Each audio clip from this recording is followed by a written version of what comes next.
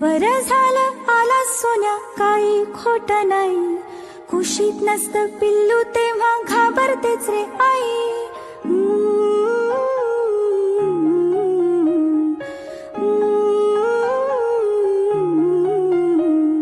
विचारांनी साऱ्या कसं गलबलायला होतं.